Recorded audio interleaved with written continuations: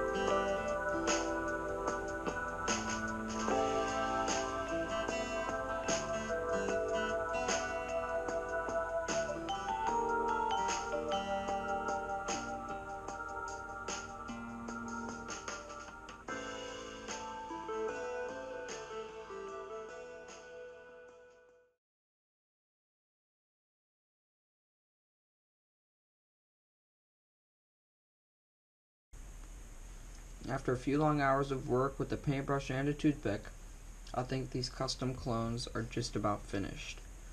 I'm just going to do a quick overview, show you a little bit about each one, and then we're going to wrap it up.